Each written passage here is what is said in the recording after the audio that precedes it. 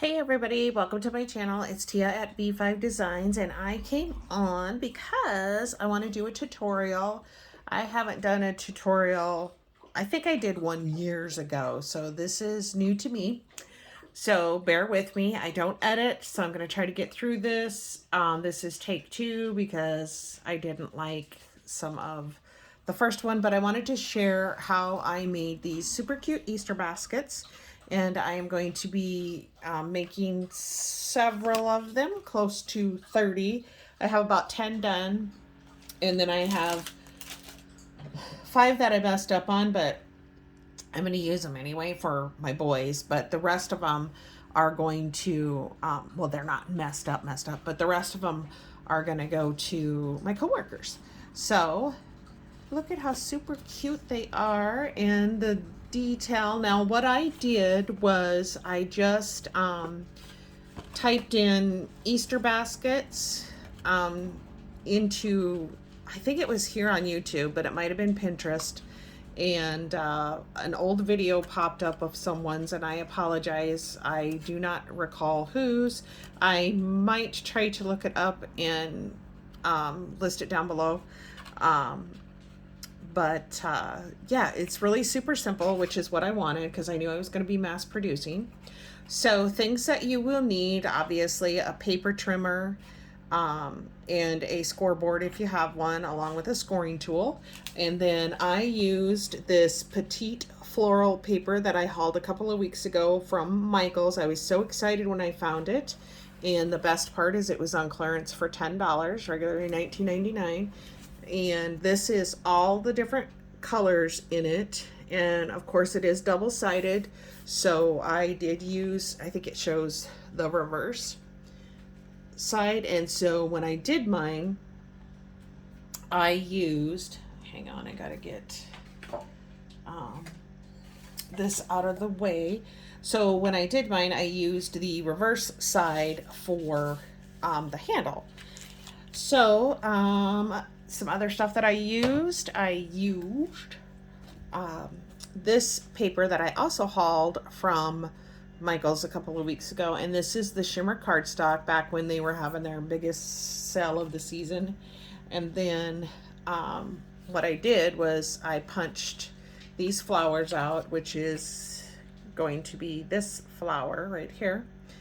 And I'm not sure, I don't know if this is, oh my gosh, oh, I can't even think of the company, but it says Paper Snappers on it. But I'm thinking that it is, oh my gosh, I can't think of it. Everybody, all I can think of right now is Creative Memories and Close to My Heart, and that is not what it is. Then I used some of the confetti that I got from Dollar Tree, and I used actually the flowers. And then just for the bling, obviously in the center, I used bling in my stash and then a hot glue gun.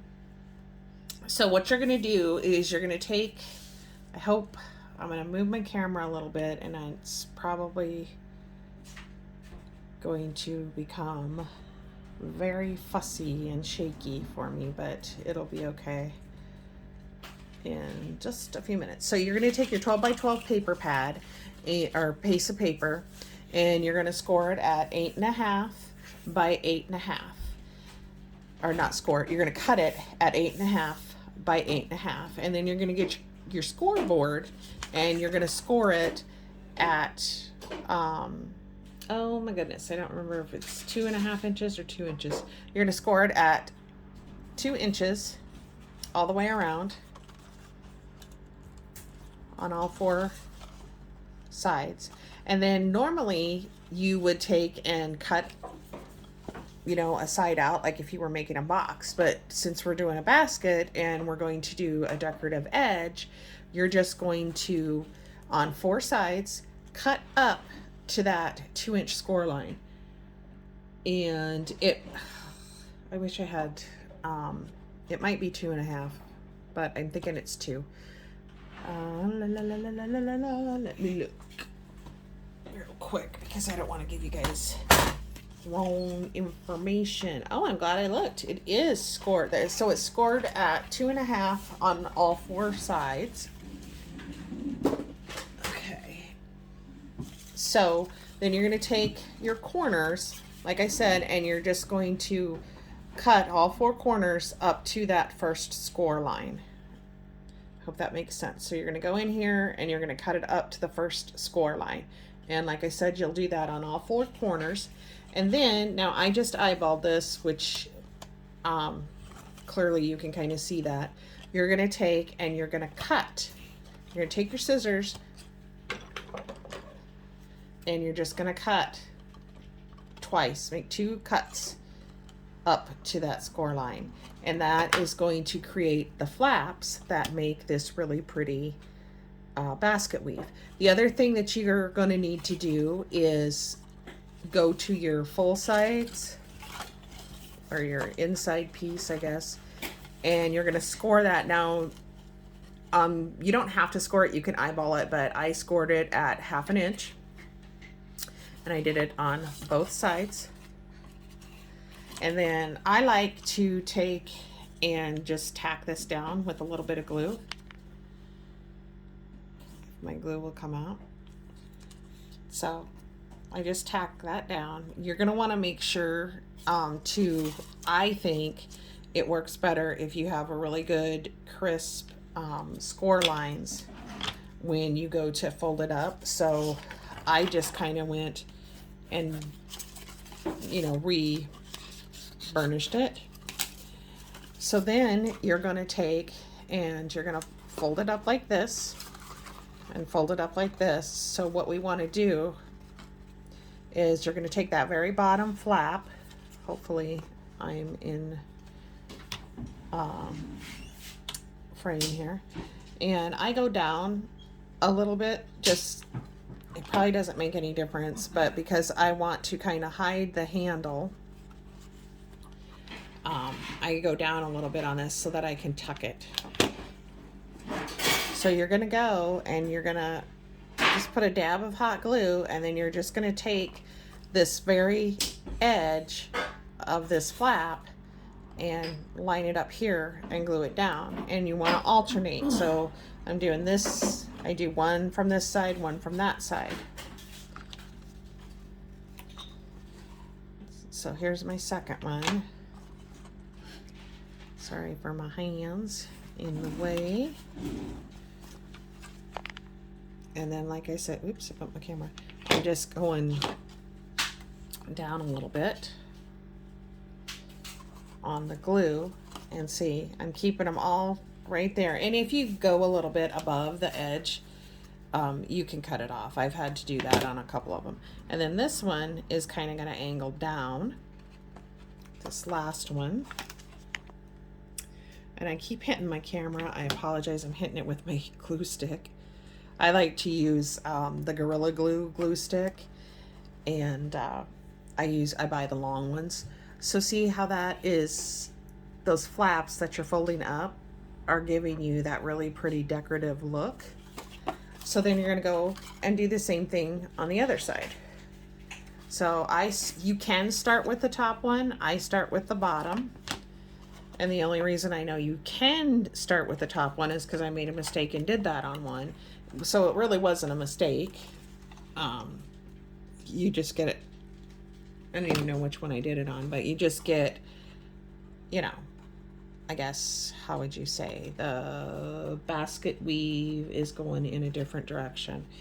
And I don't think it makes, I don't think it makes a huge difference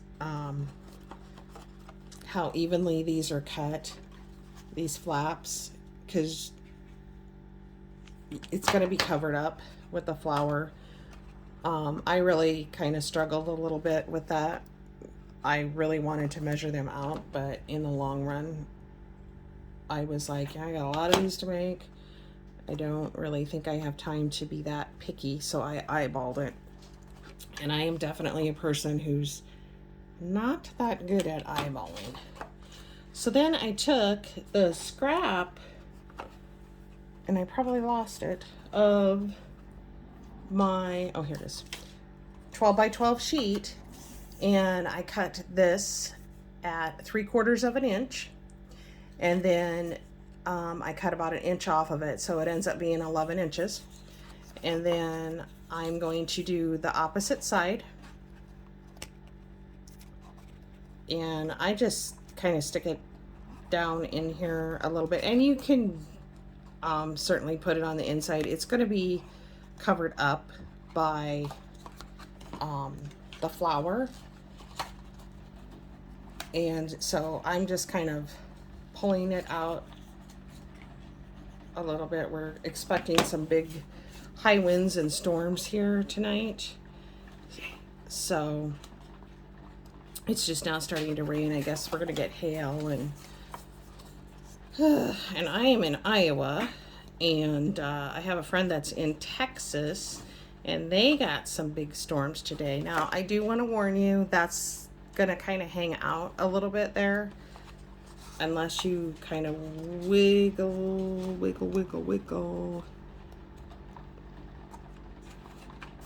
You gotta kind of wiggle down in there, and that is actually what I prefer, but